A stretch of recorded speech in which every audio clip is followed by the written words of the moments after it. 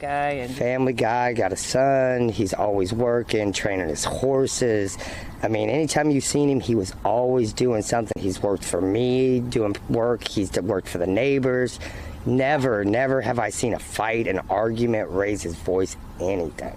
They had family parties together. I mean, like I said, the 4 or 5 houses, they'd all get together. I mean, it was a norm.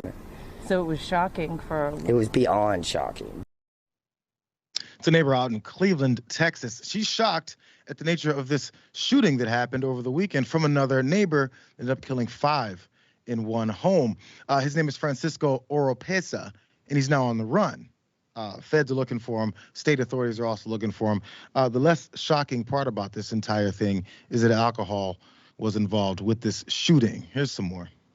Police have said that alcohol may have been involved, that the suspect may have been intoxicated when he went over to that home and began shooting those people. And the sheriff told me flat out, firearms and alcohol do not mix. And so now the search continues for that suspect. We know that yesterday officials believed that they had a perimeter around the suspect. They were speaking to someone who had been in contact with him every couple of hours. And so it seemed as though they were closing in on this suspect. But we learned late yesterday that those law enforcement officials found a cell phone and clothing of the suspect, but they did not actually find him. And after that, the dogs that were tracking him lost his scent. So it's unclear where this investigation goes from here. We know that there are multiple agencies on the ground here still searching. Last word we got was that there could be he could be 10 to 20 miles from here, if not further. He could be anywhere, is what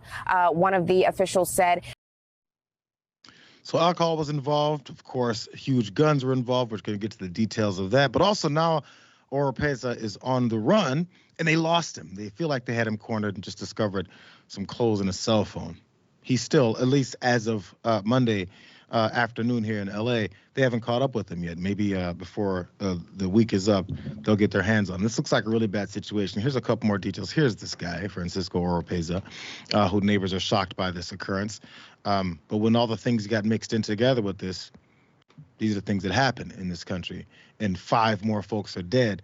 Devastatingly, a 9-year-old boy. Here's a few details of how this went down. He stepped out of his house on Friday night and started shooting off rounds in his yard. That's when some of the victims stepped out to confront him. That's what the police chief Capers said.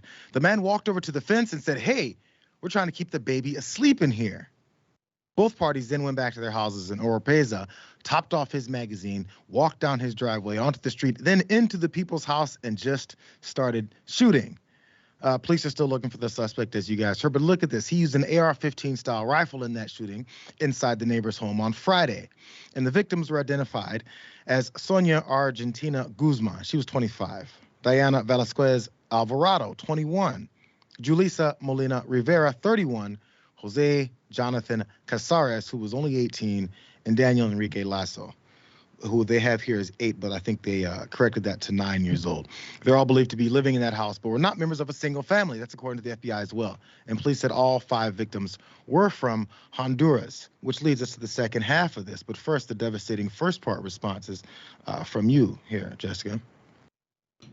Yeah, it's so sad to paint the picture of what happened here. I mean, to have your neighbor say, you've been shooting your gun a lot, it's kind of loud, maybe, don't do it in the yard so much when we have the baby sleeping. And then to have them gunned down execution style, and to also have children under the bodies of their parents. I mean, the only surviving children on the scene were found under their parents. It's just absolutely excruciating, the details of this story. Yeah, and again, another weekend, another day. There's some more details as to how these things usually then go down, which we see every day. And then we notice the mass shooting versions of it, which I maybe by Wednesday, the next time we run across one of these, I'll be able to get in those details. But Governor Greg Abbott down in Texas sprung into action. Wow. He's all about trying to make sure that this is wrapped all up. As a matter of fact, the police chief there was talking about reward money that's being offered to catch up with this guy. Watch. First thing I want to get across is the fact that the governor of the state of Texas has offered $50,000 for the capture of this suspect. Multi-county Crime Stoppers which includes Montgomery, San Jacinto, and Liberty counties, has thrown in $5,000 for a total of $55,000. I'd like to announce that the FBI is also offering an additional $25,000 for the apprehension of this subject. So it brings the total amount of the reward to $80,000. $80,000 to catch up with this guy. So I'm sure there's plenty of people that are keeping their eyes and ears open for him. He's also has a very identifiable tattoo on his forearm. Maybe they're going to get this guy. Hey, Governor Abbott, good job. Here's his release on this statement about these folks that this guy's looking to track down. I've announced a $50,000 reward for info on the criminal who killed 5 illegal immigrants on Friday. Also directed Operation Lone Star to be on the lookout. I continue working with state and local officials to ensure all available resources are deployed to respond. Why would anyone believe that when the way that Governor Abbott put forward this reward for $50,000 for the apprehension of this murderer, alleged murderer, until they catch up with him and charge him and convict him of it. These 5 illegal immigrants. Maybe the folks that are listening and reading about this will go, oh, those are illegal immigrants. Who cares about them? Maybe that's the approach that Governor Abbott looked to take. Here's a little bit of that release.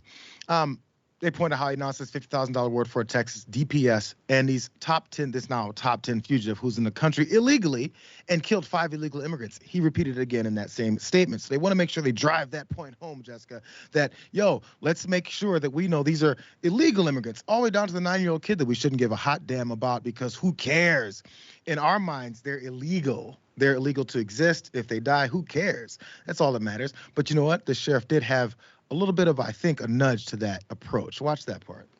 My heart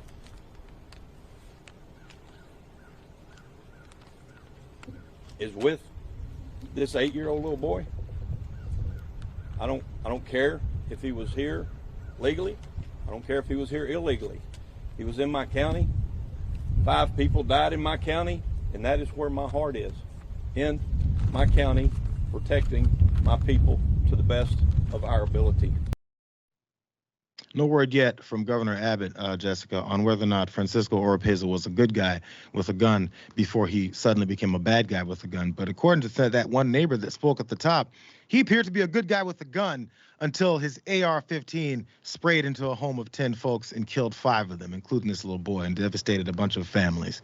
Another day in America.